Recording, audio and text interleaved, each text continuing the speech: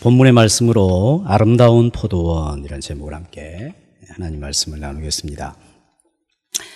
성경을 읽다 보면 하나님께서 하나님의 백성들 또 하나님의 자녀들인 우리와 관계해서 표현된 내용들이 다양하게 있습니다.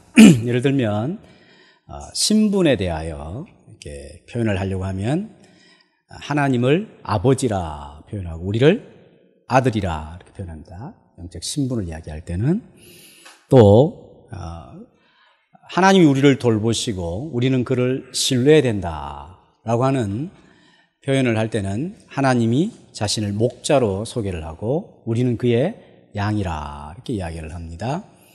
또 다스리는 자와 다스림을 받는 자로 그런 관계로 표현될 때는 하나님은 우리의 왕이시고 우리는 그의 백성이다 이런 식으로 표현이 되어 있습니다. 그러면 열매와 관련되어져서 성경은 어떻게 하나님과 우리 사이를 표현하겠습니까? 열매는 나무로 되게 표현되면 나무, 감람나무, 무화과나무 이렇게 오늘 본문에는 포도나무로 표현하고 있죠. 하나님은 포도원 지기, 포도원의 농부이시고 우리는 포도원이다. 그 포도 안에 열매 맺는 포도가지, 나무다 이렇게 표현되어 있습니다. 포도나무의 가치는 어디에 있겠습니까? 포도나무의 가치. 포도나무 아시죠? 가치가 어디 있겠습니까?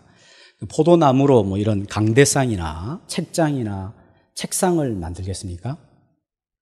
그런 가치는 없죠. 그리고 무슨 포도원이라든지 포도나무가 이런 더운 여름에 큰 그늘이 되어서 사람들로 하여금 쉼을 주는 그런 재료로 쓰이겠습니까? 그런 것도 없습니다. 그런 거 필요가 없습니다. 포도나무의 가치는 어디 있겠습니까? 열매에 있습니다. 열매. 지가 크든지 작든지 잘생겼든지 못생겼든지 맛있는 열매, 정말 당도가 높은 열매를 맺는데 포도나무의 유일한 가치가 있습니다.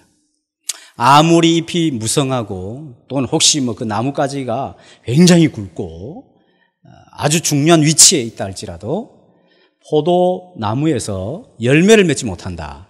이것은 그 포도나무는 아무런 가치가 없는 것이죠. 포도나무는 단 열매를 맺을 때, 포도 열매를 맺을 때만 가치가 있는 것입니다. 오늘 읽었던 2절에 보면 아름다운 포도원을 두고 노래를 부르라 그렇게 되어 있어요. 아름다운 포도원을 노래를 부르라. 그러니까 포도원이 아름답다라고 하는 것은 잎이 너무 무성해서 너무 아름답다. 그 다음에 가지치기를 너무 잘해놔서 아름답다 이런 것이 아니라 왜 아름답다라고 했을까요? 아름다운 포도원. 아름다운이라고 하는 말과 바꿔 쓸 수 있는 동의어가 뭘까요? 그렇죠. 열매가 풍성한. 똑똑하시네. 열매가 풍성한 또 열매를 많이 맺는 포도원. 그것이 아름다운 포도원이죠. 그렇죠? 밀양에 유명한 것은 사과죠. 얼음꿀 사과. 그죠? 이제 사과 안에 거기 꿀 같은 게 있잖아요. 다 있는 건 아니고 진짜 맛있어요. 저는 그 밀양 사과를 제일 좋아합니다. 사과 중에. 근데 진짜 거기도 이 사과가 열린 때 가보면 밀양 전체가 그냥 그 아름다운 사과 열매가 맺히는 그런 농장이죠. 아름다운 포도원이다 이 말은 열매를 많이 맺는 풍성하게 맺는 포도원이다 하는 것입니다. 그래서 이 아름다운 포도원을 노래하라 그랬습니다. 사실 이 포도원은 누구를 상징하냐면 먼저는 이스라엘 백성이 있죠. 하나님의 선민, 택한 백성, 이스라엘 백성을 이야기할 것이요. 지금으로 확장되어서 이야기하면 바로 우리들을 이야기할 것입니다. 하나님을 믿는 하나님의 자녀들, 그것을 포도원이라 이야기를 하죠. 하나님께서 이렇게 이사야 선지자를 통하여서 이 포도원이 아름답다, 이것을 노래하라 라고 하는 것은 하나님과 지금 우리 사이에 있어서 하나님께서 우리에게 무엇을 요구하시는 겁니까? 무엇을 요구하는 거죠? 열매. 요구하신다 그러면 좀 부담됩니까? 하나님 우리를 향한 기대가 무엇이냐? 그것은 풍성한 열매를 맺는 것이 우리의 삶에 대한 하나님의 기대라고 할 수가 있습니다. 요한복음 15장 8절 말씀을 같이 읽어보겠습니다. 시작. 너희가 열매를 많이 맺으면 내 아버지께서 영광을 받으실 것이요 너희는 내 제자가 되리라. 너희가 열매를 많이 맺으면 내 아버지께서 영광을 받는다. 하나님 굉장히 기뻐하신다는 것이죠. 하나님이 우리에게 대하여 기대하는 것이 무엇인가? 열매를 맺는 삶이라고. 열매를 맺는 삶. 열매를 맺는 삶이 하나님이 우리를 향한 기대요, 기쁨이요. 그렇게 할 때 우리가 주님의 제자가 된다 했어요. 그래서 6절에 보면 후일에는 야곱의 뿌리가 일단 박히고 그 다음에 움이 돋고 싹이 나서 그 다음에 결실을 하게 된다 이렇게 되어 있죠. 포도가 열매를 맺는 순서를 이야기하고. 그리고 재미난 것은 또 특이할 상황은 6절 끝에 보면 그 결실로 뭘 채운다고요? 지면을 채우게 될 것이다. 그러니까 온 세상에 가득 차게 되는 열매가 될 것이다 하는 것이죠. 즉 하나님께서 우리에게 열매를 기대하시는데 얼마만큼 기대하시냐면 온 세상에 우리의 열매가 그득 찰 만큼 그렇게 대단하게 우리를 향한 기대가 크시다 하는 것을 알 수가 있습니다. 정리하면 하나님은 우리를 포도원으로 비유하시면서 우리가 열매 맺기를 원하시는데 그냥 겨우겨우 그냥 열매 맺는 것이 아니라 그냥 막 주렁주렁 맺히고 그것이 온 우리의 삶 속에 그득한 열매를 맺기를 원하신다는 것입니다. 그만큼 하나님의 기대가 크다는 것이죠. 이것을 신약성경에는 다르게 표현하고 있습니다. 갈라디아서 5장 22절 23절 읽어보겠습니다. 시작. 그러나 성령의 열매는 사랑과 기쁨과 화평과 오래 참음과 친절과 선함과 신실함과 온유와 절제입니다. 이런 것들을 금지할 율법은 없습니다. 성령의 9가지 열매죠. 이런 열매를 맺으면서 살아가야 됩니다. 이런 것이 우리 안에서 열매를 맺기 시작하면 어떤 것도 금지할 수 있는, 제어할 수 있는 법이 없습니다. 풍성하게 맺어야 됩니다. 자, 여기 사랑, 기쁨, 화평, 오래 참음, 친절, 선함, 신실함, 온유와 절제. 이 9가지는 원래는 한 열매 안에 나타나는 몇 가지 맛? 9가지 맛이다. 이렇게 표현할 수 있습니다. 그러면 이런 9가지를 다 갖추고 있는 그런 분이 누굴까? 예수님인 예수님. 그러니까 하나님께서 우리를 향하여 가지시는 기대가 얼마나 크냐 하면 온 세상에 열매를 맺고 그 질은, 수준은 예수님을 닮아가는 그런 열매를 맺기를 원하시는 것이죠. 그러니까 하나님께서 우리를 향한 기대가 굉장히 크시다는 것을 알 수가 있습니다. 왜 그럴까요? 하나님 우리에게 투자한 것이 엄청나기 때문에. 하나님께서 우리를 하나님의 자녀되게 하시기 위하여 그의 아들을 하시면서까지 우리를 구원하여 주셨기 때문에 하나님은 우리에 대한 기대가 엄청나게 큰 것입니다. 사업가가 1,000만 원을 투자하고 거기서 10원을 벌기 위해서 그렇게 하지 않습니다. 물론 하나님이 우리 사업가 그런 건 아닙니다만 하나님께서 우리를 구원하실 때는 그냥 예수님이란 분을 희생했으니까 내가 그 구원에 감사해서 그냥 이 땅에서 적당하게 살아라. 대충 살아도 된다. 그렇게 하시기 위해 우리를 구원하신 것이 아니라 온 세상에 거듭하고 또 그 수준은 예수님 닮아갈 수 있는 그런 수준으로 우리를 불렀다는 것을 기억해야 하는 것입니다. 그것이 바로 예수 믿는 사람이 하나님 앞에서 하나님이 우리에 대한 기대가 이런 것이구나 하는 것에 대한 가져야 될 태도라고 할 수가 있습니다.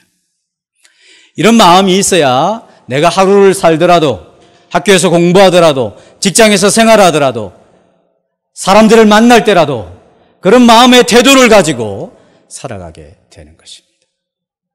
이 사회에서 일어나는 여러 가지 불의한 일을 볼 때도 억울한 일을 만난 사람을 대할 때도 우리가 어떤 사람이 되어야 될까 하는 것을 깨어서 사람들을 대할 수 있게 되는 것입니다. 그렇지 않고 그저 교회 다니면 마음 편안해지고 교회 다니면서 하나님께 구하여 내가 바라는 것을 얻어내고 그런 것을 신앙생활로 생각을 하게 되면 이런 주님께서 원하시는 열매하고는 아무 상관없이 허송세월을 할 수 있습니다. 그래서 하나님께서는 우리에게 포도원지기가 되어주시는 것입니다. 우리 3절 말씀을 같이 읽어보겠습니다. 시작. 나 여호와는 포도원지기가 되며 때때로 물을 주며 밤낮으로 간수하여 아무든지 이를 해치지 못하게 하리로다. 우리가 하나님 앞에 열매 맺도록 하시기 위하여 하나님은 자신을 포도원지기로 비유를 하시는 것이죠. 이 포도원지기가 어떤 포도원지기냐? 때때로 물을 준다. 이 말은 항상 물이 떨어지지 않도록, 이 포도원에 물이 떨어져서 열매 맺지 못하는 일이 없도록 항상 신경을 쓰며 재배를 한다는 것이죠. 그리고 어떤 누구도 이 포도원을 해치지 못하도록 하나님께서 철저하게 지켜주시고 보호해 주신다 하는 것입니다. 거기에 찔레나 또는 가시와 같은 외부적인 강력한 적이 있으면 하나님 그것을 이렇게 발로 밟아서 불쏘시개로 다 태워 버리시겠다. 철저하게 지켜주시겠다 말씀하십니다. 밤에만 아니라 낮에도, 낮만 아니라 밤에도, 밤낮으로 자기 포도원을 지키고 반드시 풍성한 열매를 맺을 수 있도록 하나님께서 일하시겠다라고 말씀을 하십니다. 그런데 이스라엘이 이러한 하나님의 기대와 다르게 반응을 하고 말았습니다. 이스라엘이 하나님을 거절하죠. 하나님께서 이렇게 성실하게 일하시고 말씀하시고 권면하시고 순종해라, 이렇게 해야만 열매를 맺을 수 있다라고 했는데도 이것을 싫어하게 됩니다. 하나님이 선지자들을 계속 보내십니다. 그들을 계속 거부하고 하나님을 거절하게 되는 그런 이스라엘의 역사가 있었습니다. 거절하는 역사, 하나님께 거역하는 역사. 그래서 하나님이 어떻게 하십니까? 손을 들어 그 포도원을 쳐버리죠. 하나님께 이스라엘 백성들을 치십니다. 여러분, 포도 농사를 할 때는 반드시 뭘 해야 되냐면 가지치기를 해야 돼요. 가지치기. 여기 보면 1번 눈, 2번 눈, 3번 눈 되어 있는데, 이럴 때는 반드시 이 사람이 정말 정설인지 모르지만 3번 눈은, 세 번째 눈은 이렇게 가지치기를 해버린다 합니다. 그러니까 한 번만 하고 끝나는 게 아니죠. 그 다음에는 이제 1번, 2번 눈이나 있으면 1번, 2번 눈에서 나면 그 중에 좀 잘 나는 것이 있고 조금 덜 나는 것이 있으면 잘 나지 않는 것을 또 잘라버린대요. 그 다음 사진 보시면 이제 이런 것들이 가지가 있어서 쭉 자는데 1, 2, 3, 4 있는데 2번까지만 두고 3, 4번은 또 잘라버린대. 잘라버려. 그럼 이제 포도가 밑에서 영양분이 올라와서 쓸데없이 영양을 소비하는 일이 없겠죠. 영양분을. 그래서 이제 포도가 잘 자서 이렇게 포도송이가 이제 푸릇푸릇한 녹색, 아주 녹색인 이 포도가 열매 맺히죠. 그럼 가만 놔두면 되는 것이 아니라 포도송이가 알이 굵고 이래야 되잖아요. 달고 하기 위해서는 어떻게 되냐면 포도송이 간격을 넓혀줘야 됩니다.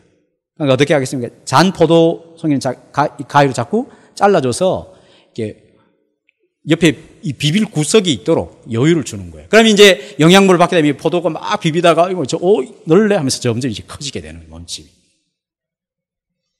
근데 가만 놔두면 요 짠짠한 것들이 얼마나 많은지. 저희 옛날 살던 집에 앞에 정문에는 무화과 나무가 있고 벽에는 한국 포도가 있다. 한국 포도였어요. 그 이제 무화과가 다 이제 먹을 때쯤 되면 포도가 막 열려요. 처음에 몰랐어요. 무슨 단내가 막 날고, 그 다음에 무슨 막 날파리 날라도 뭔가 보니까 포도 밑 뒤로 보니까 포도가 얼마나 많은지. 근데 손을 안 대니까요. 잔잔한 것이 얼마나 많은지요. 네, 그런 것들을 이렇게 쳐주면 포도송이가 점점 커지게 되는 것이죠. 가지치기를 잘해야 됩니다. 표현이 이상할지 모르지만 이제 포도가 사람이다 생각하면 그 가위로 자르면 이렇게 잘라줘야 되니까, 그죠? 잘라주면 얼마나 아프겠어요, 그죠? 아야 하면서도 견뎌내야 하는 것이죠. 왜? 그래야만 큰 열매를, 풍성한 열매를 맺을 수 있기 때문입니다. 이스라엘이라고 하는 포도원이 하나님을 계속 거절하자 하나님이 어떻게 하십니까? 가지치기에 들어가시죠. 가지치기. 그래서 7절을 보시면 이렇게 한번 읽어보겠습니다. 시작. 주께서 그 백성을 치셨던들 그 백성을 친자들을 치심과 같았겠으며 백성이 죽임을 당하였던들 백성을 죽인 자가 죽임을 당함과 같았겠느냐. 이 무슨 말이냐면 하나님이 이제 자기 백성이 너무나 말을 안 들으면 아무리 말해도 이제는 안 될 때가 있어요. 너무 많이 갚버렸어요. 돌이키겠다 했는데 이만큼 왔는데 여기서 보니까 택도 안 되는 거예요. 택도 안. 제가 친구 목사님하고 대화를 하는데 요즘은 자기 교회 여자 집사님이 하는 이야기를 저한테 전달을 해줬습니다. 그 여자 집사님이 자기 친구들이 있는데 전부 다 애인이 있대요. 미혼들이 아니고 다 결혼했는데 애인이 있대요. 자기도 다 있는데 자기만 없으니까 사실 조금 갈등이 된다고. 근데 자기는 없기 때문에 이만큼 하는 것도 잘하는 것 같다. 그 말을 듣고 있는 친구 목사님이 막 열불이 나더래요. 지금 그런 것을 가지고 갈등하면서 그 정도 하고 있는 것을 잘하고 있다고 생각. 목사님이 생각하는 수준은 여기인데 자기는 지금 중간에서도 요만큼 가 있으면서 저 가 있는 사람보다는 잘 탔어. 요즘은 그런 생각이 안 됩니까? 우리 자신이나 주변에 그 소위 예수 안 믿는 사람 누구라도 워낙 요즘 대형 사고나 그런 안 좋은 일들이 많이 터져가지고 이제 안 되는 거구나. 하나님 진짜 손대야 되는 거구나. 힘들지만 이제 완전히 새 판 짜야 되는구나. 아무리 해도 도저히 안 되는 경우가 있잖아요. 그런 때가 아닌가 하는 생각이 들 때가 있습니다. 지금 이스라엘이 계속 하나님께서 북쪽 이스라엘 멸망한 거 잘 봤지? 잠깐 놀랬다가 계속 선지자를 보냈는데도 계속 말을 안 듣는 거예요. 어떻게 합니까? 하나님이 할 수 없이 바벨론을 불러가지고 이스라엘을 치게 만들죠. 그래서 하나님 뭐라고 합니까? 너희가 지금 하나님께서 너희를 쳤는데 너희를 칠 때 바벨론을 통해 너희를 쳤는데 너희를 치는 것은 이 바벨론을 치는 것과는 다르다. 너희를 죽이는 것은 이 바벨론을 죽이는 것과 다르다. 하나님의 백성들을 치고 죽이고 할 때는 하나님이 어떤 선한 목적을 위하여 잠시 드는 징계의 목적이 있다. 그러나 너희를 치고 너희를 죽이는 이 이방인들을 하나님이 치고 죽일 때는 완전히 멸망시킬 것이다. 이것을 이제 7절에서 9절까지는 하나님의 백성들을 징계하신 내용이고 10절, 11절은 하나님 백성들을 친 바벨론에 대하여 하나님이 영원히 멸망시키겠다고 하는 메시지로 비교해주고 있습니다. 자, 그래서 하나님께서 그들을 치시는데 이렇게 치시죠. 8절 읽어보겠습니다. 시작. 주께서 백성을 적당하게 견책하사 쫓아내실 때에 동풍 부는 날에 폭풍으로 그들을 옮기셨느니라. 하나님께서 무엇을 통하여 그들을 징계하시냐면 동풍 부는 날에 폭풍으로 옮겼다. 이 근동 지방의 동풍은 보통 바람이 아니랍니다. 그러니까 봄과 가을 무렵에 부는데 얼마나 세게 부는지 나뭇가지를 그냥 다 꺾어버린대. 그러니까 농작물이든지 과실 이런 것들이 남아나지가 않는 것이죠. 재산에 농작물에 엄청나게 큰 피해를 주는 이 동풍으로 너희들을 쫓아내어 옮겨버리겠다. 이 동풍은 누구냐면 사실 이스라엘의 동북쪽에 있는 바벨론이죠. 바벨론. 하나님께서 바벨론을 들어서 이스라엘을 유다를 징계하시겠다라고 말씀하십니다. 근데 징계하시는데 어떻게 징계하시냐면 주께서 백성을 적당하게 견책하시. 적당하게. 대충 이 말이 아니라 견딜 수 있을 만큼 정도만 한계를 정해주시는 것이죠. 완전히 국가가 완전히 그냥 사라져버리고 다시는 회복될 수 없는 그런 것이 아니라 그들이 견뎌낼 수 있을 만큼 정도 견책을 징계를 하신다는 것입니다. 자, 애가 초등학교 한 3, 4학년이 뭔가를 잘못했는데 거짓말을 좀 했어요. 부모가 이제 징계를 해야 되겠다 싶어가지고 어떻게 하냐면 야구방망이로 풀스윙으로 그냥 5대를 때려가지고 걔 잘못을 고칠 수 있겠지만 그것은 적당한 견책이 아니죠. 지나친 분노죠. 지나친 화죠. 그런 경우는 자를 가지고 손바닥 내! 하면서 무섭게 딱 표정을 지으면서 났을 때 때리면 눈물 낙동 같은 눈물 뚝뚝뚝뚝 흘리지 않습니까? 그래도 부모가 가슴이 아픈데 그 풀스윙으로 야구방망이로 치면 안 되는 거죠. 그거는 청소년 때 니 도대체 니도 잘 안 되지? 그러니까, 예 아빠.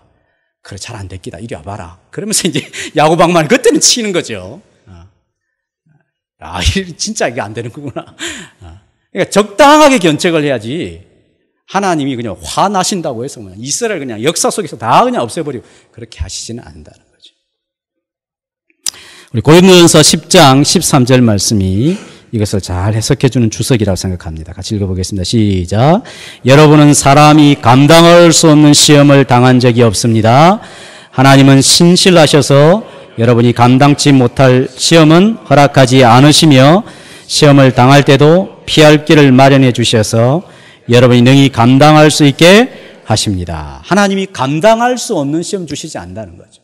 적당하게 견책을 하시고 또 여러분이 감당치 못할 시험을 허락하지 않으실 뿐만 아니라 시험을 당할 때도 피할 길을 마련해 주셔서 잘 감당할 수 있도록 하신다 하는 것입니다. 그러나 이것이 고통스러운 일이겠습니까? 그냥 대충 그냥 때울 수 있는 일이겠습니까? 고통스러운 일. 나라를 거의 잃잖아요. 나라 전체가 똑똑한 사람들이 다 포로로 잡혀가게 되는 것입니다. 주권을 잃고 언어도 잃고 거기서 울면서 생활해야 될 정도로 고통스러운 것입니다. 이제 죽었구나. 우리 끝이구나. 희망이 없구나. 이런 고통이 크게 밀려오는 것이죠. 고통을 당할 때는. 그러나 그것도 동풍입니다. 동풍. 바람이 부는 것은 계속 동풍이 불지는 않죠. 일정 기간 동안 불다가 사라지는 것과 같이 우리가 곧 죽을 것 같지만 그것이 끝이 아니라 기간이 있어서 견뎌낼 수 있도록 하시는 하나님의 은혜로운 손길이 있다는 것입니다. 그러면 하나님께서 왜 자기 백성에게 이런 큰 고통과 징계를 주시는가? 그 이유가 있는 것이죠. 결과가 있습니다. 9절 같이 읽어보겠습니다. 시작. 야곱의 불의가 속함을 얻으며 그의 죄 없이 함을 받을 결과는 이로 말미암나니 곧 그가 제단의 모든 돌을 부서진 횃돌 같게 하며 아세라와 태양신이 다시 서지 못하게 함에 있는 것이라. 즉 야곱의 불의, 즉 이스라엘 백성들이 하나님께 이렇게 매를 맞는 것은 불의가 있었다. 불의. 또 죄가 많았다는 거죠. 또 우상을 섬겼다는 것입니다. 하나님을 버리고. 그래서 하나님께서는 자기만을 사랑하고 자기만을 전심으로 구하기를 원하시는 분이죠. 하나님이 어떻게 그렇게 좀 속 좁나? 이렇게 생각하십니까? 그럼 이렇게 말해봅시다. 그럼 배우자가 있는데 남편이 나만 사랑해야 되는데 이웃집 여자도 사랑하고 뒷집의 순이도 사랑하고 앞집의 그 영자도 사랑하고 이러면 아내가 괜찮아요. 나는 신앙인이기 때문에 얼마든지 용납해요. 뭐 그럽니까? 죽죠. 그죠? 끙끙 앓습니다. 진짜 사랑하는 것은 독점적인 것이죠.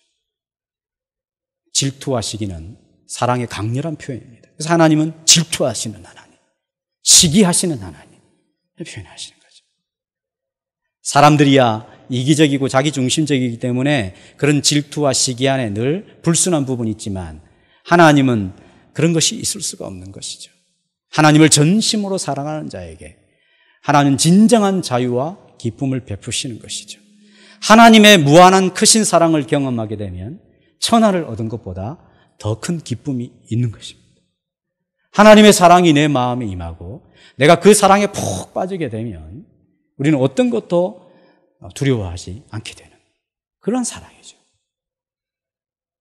그래서 이스라엘 백성들이 하나님께 의를 행해야 될 이스라엘 백성들이 불의를 지속적으로 행하고 하나님 앞에 정결하게 살아야 될 이스라엘 백성들이 계속 하나님 앞에 의도적으로 죄를 짓고 게다가 산당이나 할 수 있는 곳이라고 한다면 거기다 상을 세워가지고 거기에 빌며 복을 빌며 자신의 인생을 거기다 맡기니까 하나님이 가만히 놓아둘 리가 없죠.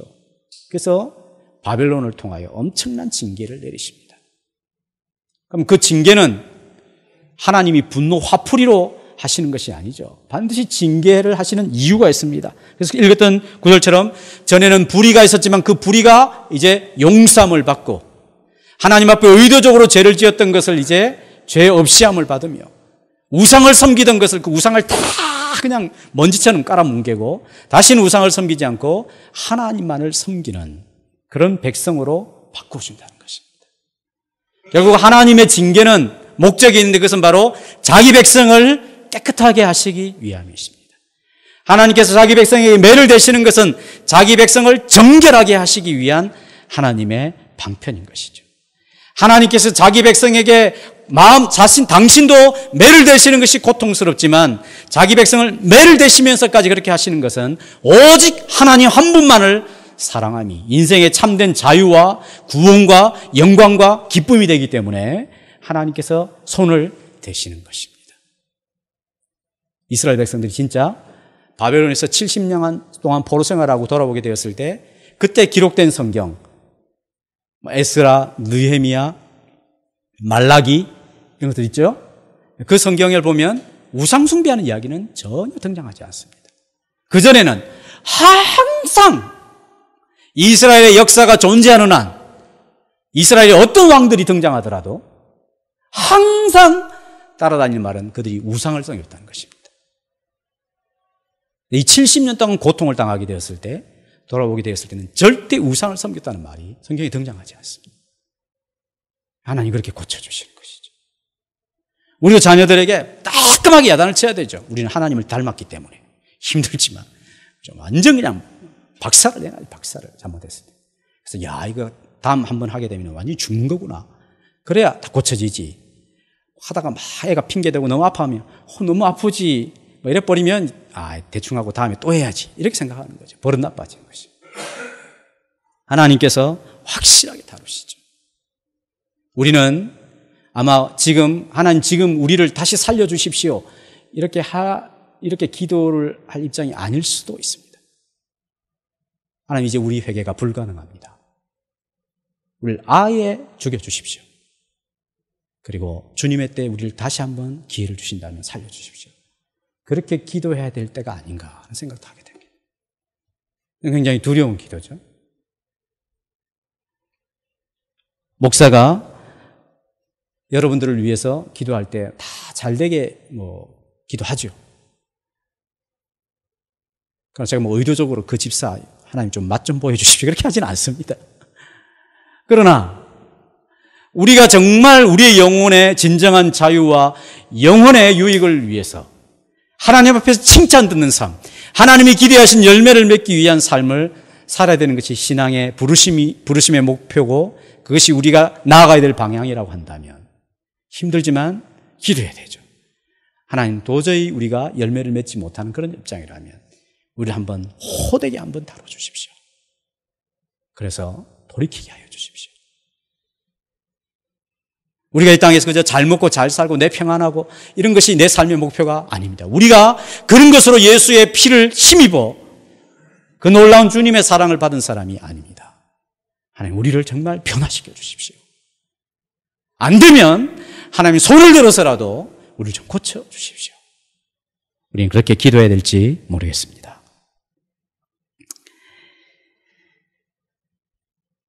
자, 요한복음 15장 2절 말씀을 한번 같이 보겠습니다. 요한복음 15장 2절 시작. 물은 내게 붙어 있어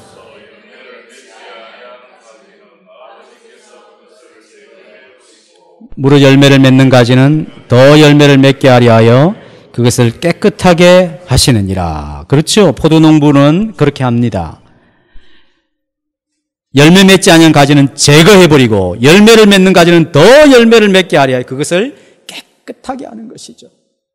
그래야 열매를 더 잘 맺어갈 수가 있기 때문입니다. 이것은 하나님이 무자비하거나 잔혹하신 하나님, 그런 하나님이 아닙니다. 우리를 향한 긍휼과 사랑이 많고 우리를 향한 하나님께서 이루시고자 하시는 더 큰 꿈이 있고 기대가 있으시기 때문에 하나님께서 사랑으로 행하시는 것이기 때문에 이런 말씀을 할 수가 있는 것입니다. 자, 이스라엘 자체 문제는 이렇게 가지치기를 하지만 이스라엘의 외부 문제, 하나님 백성의 외부 문제는 어떻게 하시냐면 찔레와 가시를 발로 밟고 그것을 불로 태워버린다 하는 것이죠. 반드시 심판하시겠다는 것입니다. 10절, 11절에 있는 말씀이죠. 같이 읽어보겠습니다. 10절, 11절 시작. 대저 견고한 성읍은 적막하고 거처가 황무하며 버림받아 광야와 같은즉 송아지가 거기에서 먹고 거기에 누우며 그 나뭇가지를 먹어 없이 하리라. 가지가 마르면 꺾이나니 여인들이 와서 그것을 불사를 것이라. 백성이 지각이 없으므로 그들을 지으시니가 불쌍히 여기지 아니하시며 그들을 조성하시니가 은혜를 베풀지 아니하시리라. 이것은 바벨론에 대한 경고죠. 견고한 성읍 바벨론을 반드시 광야와 같이 황폐하게 만들어 버릴 것이라. 짐승들이 우거하는 땅으로 만들 것이다. 하나님께서 말씀하십니다. 물론 지금은 그렇지 않을 수 있습니다. 지금은 여전히 악이 더 득세하고 불의한 사람이 더 잘 살고 형통한 것 같을 수 있습니다.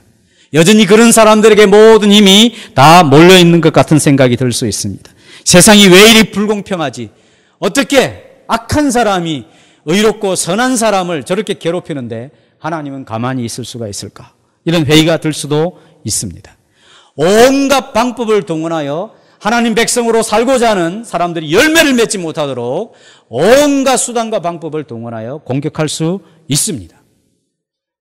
그러나 성경은 말씀하십니다. 반드시 하나님이 심판하실 것이다. 완전히 초토화시킬 것이다. 그들이 하나님을 모르는 무지로 말미암아 이 지금 살아있는 이 보이는 세상에서 그렇게 득세하며 마음대로 살고 있는데 하나님이 결코 좌시하지 않고 그들을 심판하실 것이다. 왜? 하나님은 공의롭기 때문입니다. 그럼 그 공의로운 하나님 왜 지금 바로 하나님의 손길을 나타내지 않느냐? 그는 잘 모릅니다. 잘 모릅니다. 확실히 아는 것은 하나님이 이 모든 것을 심판할 날이 있을 것이다. 그렇기 때문에 하나님을 두려워하면서 살아가는 것입니다. 지금 어떤 내 삶 속에 하나님의 공의의 손길이 당장 나타나지 않는다 할지라도 하나님을 두려워하며 하나님 앞에서 내 삶을 고치며 살아야 하는 것입니다. 자, 지금 말씀까지 정리하면 하나님은 우리를 포도원과 같이 여기시는데 아름다운 포도원을 여기십니다. 아름다운 포도. 하나님은 우리가 열매를 풍성하게 맺기를 원하십니다. 우리의 삶의 열매가 온 지경에 퍼질 수 있도록 우리의 삶의 열매의 수준이 예수님을 닮아가는 그런 엄청난 수준으로 하나님은 우리에게 열매를 기대하시는 분이십니다. 그래서 하나님께서 포도원지기가 되신 것이죠. 당신이 할 수 있는 모든 성실과 열심과 지혜와 능력과 공급을 더하여 주셔서 우리가 열매 맺을 수 있도록 일하시는 분이십니다. 그럼에도 불구하고 계속 하나님의 말씀과 그분의 얼굴을 외면하고 거절하는 삶을 산다면 하나님이 손을 들어서라도 우리를 고치시기 위하여 징계하시고 우리를 깨끗하게 하시기 위하여 징계하시죠. 우리의 마음과 삶을 정결하게 하시기 위하여 분노의 손을, 그 진노의 손을 드실 수 있습니다. 우리 삶의 목표는 무엇이어야 됩니까? 포도원지기신 그 성실하신 하나님 앞에서 나는 열매 맺는 삶을 살아야 되는 거구나. 시기와 분노와 질투와 뭔가 탐욕과 음욕과 남의 것을 차지하기 위해서 거짓하고 술수를 헤아리지 않았던 내 삶을 버리고 제거하고 온유한 마음으로 남을 사랑하기 위해서 나를 희생하고 남을 섬기기 위해서 내 물질도 희생하고 주 예수 그리스도를 닮아가는 그 일을 위하여 힘껏 매진하는 그런 열매 있는 삶을 사는 것이 내 삶의 본분이구나. 그것이 바로 내가 추구해야 될 신앙의 내용과 내 신앙의 목표여야 되는구나. 이것을 다시 한번 깊이 깨달아야 하는 것입니다. 12절 13절은 이제 장차 이루어질 마지막 날에 대한 이야기입니다만은 또한 그것을 우리의 현실에 적용할 수 있다고 생각합니다. 먼저 12절은 하나님께서 주권적으로 일하시는 이야기를 하는 것이고 13절은 그렇게 하나님이 일하시는 것에 우리가 적극적으로 전인격적으로 반응해야 될 것을 말씀하시는 것입니다. 12절은 추수에 대한 이야기죠. 너희 이스라엘 자손들아 그날에 여호와께서 창이라는 하수에서부터 애굽 시내까지 과실을 떠는 것 같이 너희를 하나하나 모으시리라. 이제 포도원지기이신 하나님이 과실을 모으는 것이죠. 알곡을 모아 드리는 것입니다. 수확하는 비유를 하는 것입니다. 여기 창이라는 하수라고 하는 것은 유브라데 하수를 이야기합니다. 유브라데 하수, 갈대아 쪽에 있는 유브라데 하수죠. 그 다음에 애굽 땅은, 애굽 시내는 남쪽을 이야기하는 것입니다.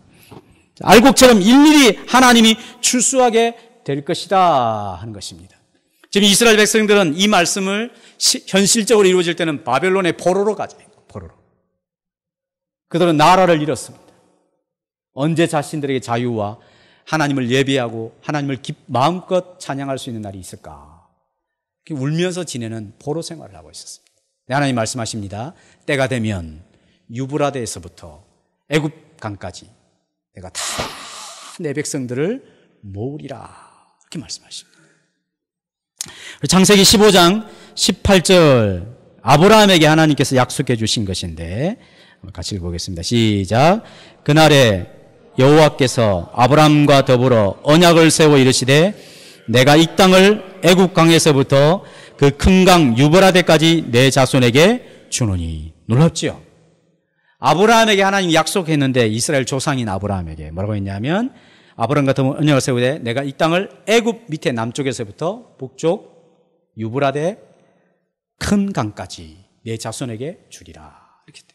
근데 이 이사야의 말씀에서 뭐라고 하냐면 이 북쪽 유브라데에서부터 남쪽 애굽 강까지 모든 백성들을 알곡들을 하나님이 다시 모아 들이시리라. 하나님께서 아브라함에게 하신 약속을 정확하게 기억하신다는 거죠. 물론 이것은 이제 어떤 지역을 이야기하는 것이 아닙니다. 하나님께서 자기 백성을 분명히 있어야 될 하나님의 백성이 있어야 될 곳으로 다 이끌어 주신다는 것입니다. 자, 이사야 43장 4절에서 6절 읽어보시면 그 내용을 잘 이해할 수 있을 것입니다. 시작. 네가 내 눈에 보배롭고 존귀하며 내가 너를 사랑하였은즉 내가 내 대신 사람들을 내어주며 백성들이 내 생명을 대신하리니 두려워하지 말라. 내가 너와 함께하여 내 자손을 동쪽에서부터 오게 하며 서쪽에서부터 너를 모을 것이며 내가 북쪽에 이르기를 내놓으라. 남쪽에 이르기를 가두어두지 말라. 내 아들들을 먼 곳에서 이끌며 내 딸들을 땅끝에서 오게 하며. 동서남북 저 땅끝에서 어디에 있든지 하나님 백성들을 모아올 것이다.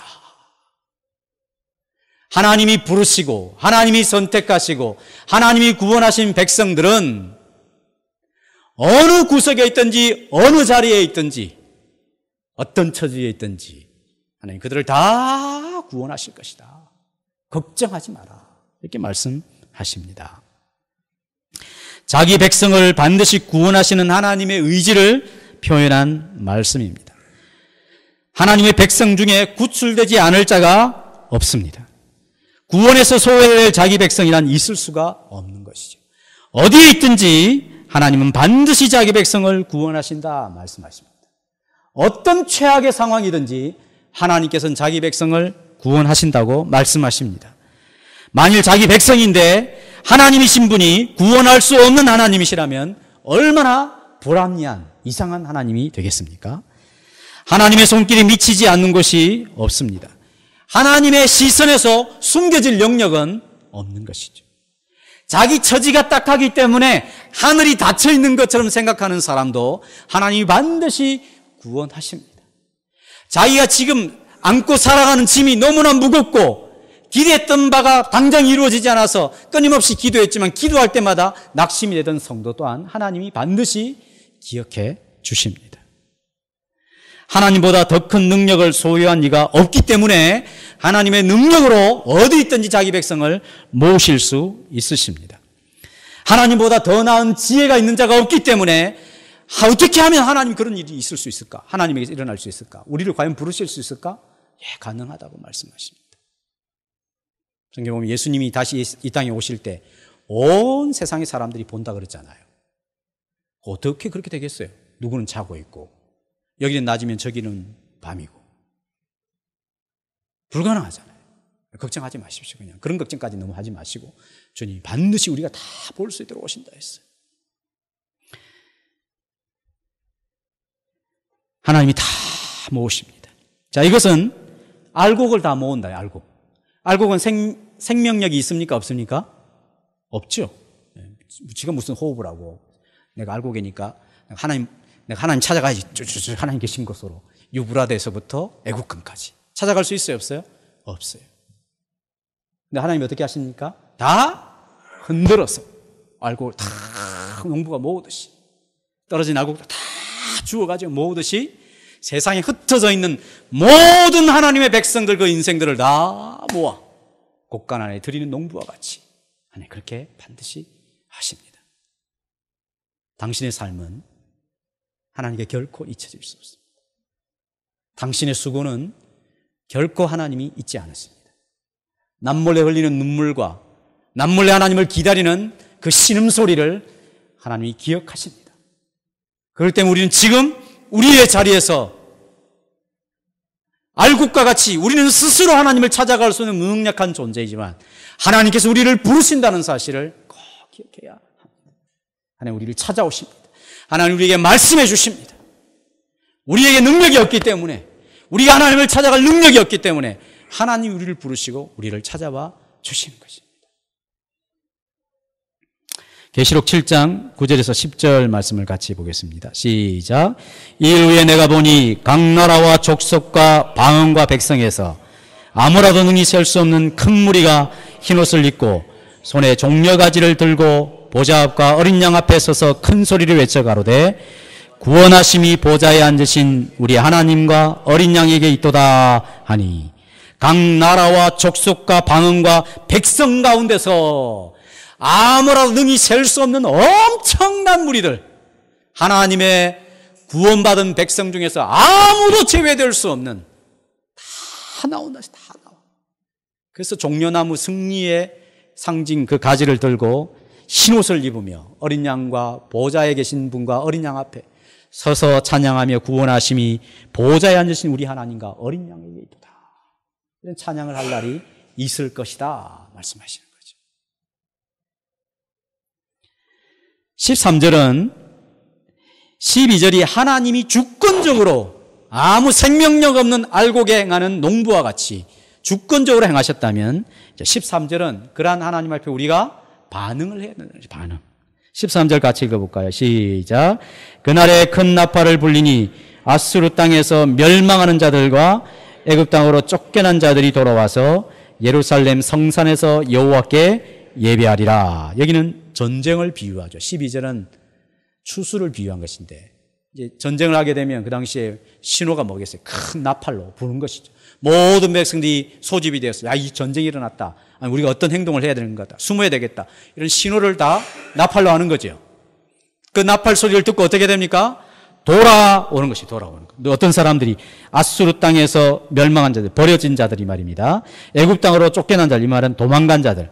할지라도 다 그 소리를 듣고 돌아와서 성산에서 여호와께 예배한다 했습니다. 아까는 알곡은 스스로 돌아갈 능력이 없죠. 반드시 농부가 찾아와야만 되는 것입니다. 하나님의 주권적인 역사를 통하여 우리가 하나님의 은혜와 구원을 받게 되는 것이죠. 그러나 그러한 것은 성경이 한 면을 이야기하는 것입니다. 또 다른 짝은 뭐냐 하면, 그렇게 나팔 소리 들을 때 우리가 돌아가야 된다는 것입니다. 내가 해야 되는 거예요. 하나님의 약속을 붙들고 나는 거기에 반응하는 삶을 살아야 하는 것이죠. 돌아와서 또 우상 섬기고 또 불의를 행하고 또 죄를 짓고 하나님을 의도적으로 거부하고 그런 삶이 아니라, 매 맞았으니까 돌아와서 하나님만을 예배하는 삶이 되어야 된다는 것이죠.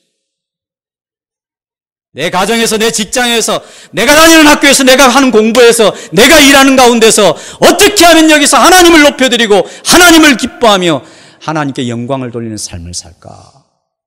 이렇게 반응을 해야 된다는 것이다. 반응. 아무리 좋은 이야기를 많이 듣고 아무리 좋은 가르침을 많이 받아도 반응을 하지 않으면 아무 소용이 없죠. 이경일 집사님이 학생 같이 신앙생활을 할 때 그런 비유를 했어요. 자, 우리가 여름에 수영을 갔는데 전부 다 이제 수영복 갈아입고 또는 우통 벗고 들어가기 전에 단체로 뭐 해야 돼요? 제일 준비체조. 왜냐면 혹시 지날 줄 모르니까 막 준비체조 한 10분, 15분 땀 쫙 흐르고 나서 그 다음 이제 일소란 전도사님이 자, 옷 입고 집에 가자 그러는 거예요. 얼마나 화가 나겠어요. 전도사님 뭐 뜻이 있겠지. 영적으로 깊으신 분이니까 하루 갔어요. 그 다음날 또 같이 가자. 오늘은 하겠지. 오늘은 막 30분 그냥 더 땀 뻘뻘 흘리면서 야, 이제 드디어 뛰어들어가면 되는데 야, 옷 입고 집에 가자 그러는 거예요. 얼마나 화나겠어요. 마치 우리 신앙생활을 그렇게 한다는 거죠. 맨날 체조만 하고 말씀 듣고 기도하고 말씀 듣고 기도하고 이것만 하고 물에 한 번도 안 뛰어드는 거예요. 물에 한 번. 아이고 차보라. 아이고 물 먹었네. 그래서 물장구 치고 뭐 이렇게 추억이 있어야 돼. 말씀을 붙들고 막 그러니까 엉키면서 무슨 추억이 있어야 되는데 맨날 하는 신앙생활. 요즘 신앙생활 어떻게 합니까? 준비체조만 하고 있어요. 준비체조 얼마나 멋지게 하고 있는지 압니까? 제가 땀 얼마나 뻘뻘 흘리는지 압니까? 이것만 이야기한다. 반응을 해야 된다. 반응을. 네. 이스라엘 백성들이 혹되게 하나님께 맞고 그렇게 드디어 올바르게 반응하는 것이죠. 그래서 우리는 과감하게 기도해야 됩니다. 나 자신을 위해서 또 주변에 일어나는 한국 교회를 위해서 하나님 안 되면 이스라엘 백성처럼 해주십시오. 안 되면 야곱처럼 환도뼈 부러져 가지고 그냥 평생 장애인으로 살면서 하나님을 영광스럽게 하는 그런 사람이 되게 해주십시오. 하나님은 건강하게 살게 해주시고 돈도 많이 벌게 해주시고 명예도 얻게 하시고 하나님도 영광스럽게 하시고 그렇게 해주십시오. 그런 신앙 대상의 하나님은 없습니다. 존재하지 않습니다. 우리는 그런 식으로 모든 것을 다 잘해낼 수 있는 존재가 아닙니다. 힘들고 어렵지만 우리는 두려운 기도지만 그렇게 기도해야 될 때인지 모르겠습니다. 하나님께서 아브라함을 부르러 오셨습니다. 주권적으로 부르러 오셨어요. 아브라함이 하나님을 찾지 않았어요. 찾아왔습니다. 아브라함아, 넌 너의 본토 친척 아비 집을 떠나라. 그런 희생을 해라. 그러면 너로 복의 근원이 되게 하고 너를 통하여 만방이 열국이 복을 누리게 되리라. 아브라함이 반응을 하죠. 어쨌든 떠나죠. 아비 집도 친척 집도 떠나죠. 한 번도 가보지 못한 가나안 땅, 하나님이 원하신 땅으로 이르게 되잖아요. 훈련을 받잖아요. 하나님께서 예수님께서 제자들을 부르시며 갈릴리 바다를 다니시면서 베드로와 야고보와 안드레와 요한을 부르시죠. 나를 따라오너라. 내가 너희로 사람을 낚는 어부가 되게 하리라. 그 제자들이 먼저 주님 제자 되고 싶어 그렇게 하지 않았습니다. 주권적으로 부르시죠. 그러니까 그들이 아비와 배를 버려두고 예수를 따르니라. 그 무식한 그 어부들, 천한 그 직업을 가지고 있는 그들이 그 시대의 주인공이요, 그 시대를 흔들어 놓는 하나님의 사람들이 되었습니다. 예수님이 삭개오를 찾아오셨습니다. 삭개오가 예수님을 찾지 않았죠. 찾아오시니까 삭개오가 반응을 하죠. 예수님을 볼 수 없으니까 뽕나무라도 올라가죠. 그리고 주님을 만나서 그의 삶이 변하게 되었을 때 어쨌든 삭개오가 이전의 삶을 다 청산하고 그 마을에서 야, 예수 믿으니까 저렇게 변화될 수 있구나, 이런 칭찬은 받았지 않겠습니까? 반응을 했습니다. 하나님은 우리를 부르십니다. 열매를 맺도록 부르십니다. 성실을 다하시고 필요한 모든 것을 다 공급하셔서 나의 하나님이 그리스도 예수 안에서 영광 가운데 너희 쓸 것을 풍성한 대로 채워주시리라. 자기 아들을 아끼지 않으시니가 어찌 그 아들과 함께 우리가 하나님의 백성으로 열매 맺기 위하여 순종하며 반응하며 살고자 할 때 그 아들과 함께 모든 것을 선물로 주시지 아니하시겠느냐. 예수 그리스도를 주시기까지 하신 하나님께서 우리를 불러 하나님 앞에 거룩한 열매를 가득하게 맺기를 원하십니다. 우리 한 사람 한 사람이 하나님 앞에 아름다운 포도원으로 인정되는 하나님의 사람들이 될 수 있기를 축복합니다. 기도하겠습니다.